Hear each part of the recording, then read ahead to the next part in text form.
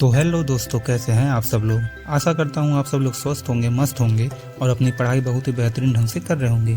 तो आज का हमारा टॉपिक है डिविजिबिलिटी रूल, जो कि एक बहुत ही इंपॉर्टेंट टॉपिक है और मैक्सिमम एग्जामों में पूछ लिया जाता है और पूछना भी चाहिए क्योंकि ये टॉपिक ही ऐसा है। तो चलिए शुरू करते हैं। तो सबसे पहले हम देखेंगे डिविजिबिलिटी ऑफ 2, 4, 8 और 16, क्योंकि ये चारों के जो रूल हैं वो सेम है और सिमिलर है एकदम। तो अगर 2 की डिविजिबिलिटी की बात करें तो अगर कोई भी आपको नंबर दिया हुआ है और उसका लास्ट डिजिट अगर 2 से डिविजिबल है तो पूरा का पूरा नंबर जो है वो 2 से डिविजिबल हो जाएगा। इसी तरह अगर 4 की डिविजिबिलिटी की बात करें, लास्ट के 2 डिजिट अगर 4 से डिविजिबल हैं तो पूरा का पूरा नंबर भी 4 से डिविजिबल हो जाएगा। उसी तरह 8 की बात करें तो आखिरी के 3 डिजिट अगर 8 से डिविजिबल हैं तो पूरा का पूरा नंबर 8 से डिविजिबल हो जाएगा। तो अगर 16 की बात करें तो लास्ट के अगर 4 डिजिट 16 से डिविजिबल है तो पूरा का पूरा नंबर 16 से डिविजिबल हो जाएगा। तो बस यही है डिविजिबिलिटी ऑफ 2, 4, 8 और 16, चारों एक दूसरे सिमिलर हैं। अब आते हैं डिविजिबिलिटी ऑफ 3 और 9 पे। अगर कोई आपको नंबर दिया हुआ, कोई संख्या दी हुई है, उस संख्या के सारे अंकों का अगर योग 3 या 9 से डिविजिबल हो जाए तो वो पूरा पूरा नंबर 3 और 9 से डिविजिबल हो जाएगा। इन दोनों का डिविजिबिलिटी जो सेम है। अब अगर डिविजिबिलिटी ऑफ 7 की बात करें तो ये बच्चों को काफी हार्ड लगता है, पर अब नहीं लगेगा। तो चलिए ध्यान से सुनिए। यदि कोई संख्या किसी अंक की 6 बार की पुनरावृत्ति है, मतलब अगर किसी भी नंबर में किसी एक अंक की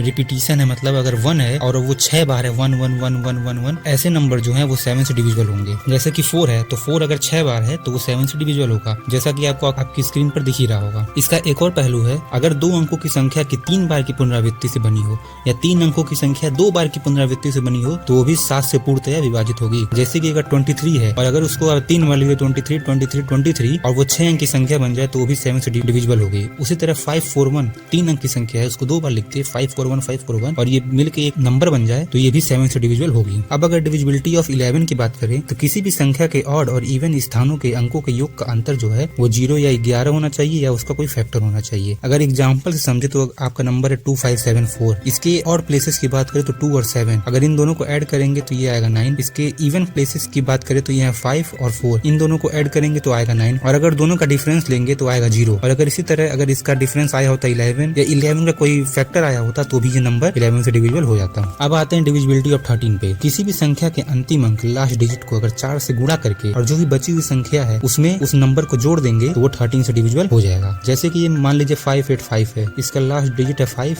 इसको आप 4 से मल्टीप्लाई करेंगे तो आएगा 20 और जो बची हुई नंबर है 58, उसमें अगर आप 20 को जोड़ देंगे तो आएगा 78 और ये 78 क्या है 13 से डिविजिबल है, तो ये पूरा पूरा नंबर क्या है 13 से डिविजिबल है। अब अगर डिविजिबिलिटी ऑफ 19 की बात करें तो ये भी उसी तरह है 13 की तरह ही। किसी संख्या के अंतिम लास्ट डिजिट को 2 से गुणा करके और बची हुई संख्या की इकाइयों को जोड़ देंगे तो आपका नंबर जो है 19 से डिविजिबल है कि नहीं पता चल जाएगा। जैसे कि 2 to 8, अगर इसका लास्ट डिजिट है 8 और इसको 2 से मल्टीप्लाई करेंगे तो आएगा 16 और बचे हुए नंबर 22 में अगर 16 जोड़ देंगे तो आएगा 38। 19 से डिविजिबल है, इसका मतलब ये पूरा पूरा नंबर क्या है 19 से डिविजिबल है। डिविजिबिलिटी ऑफ 5, अगर लास्ट डिजिट 5 या 0 है तो आपका पूरा का पूरा नंबर डिविजिबल है।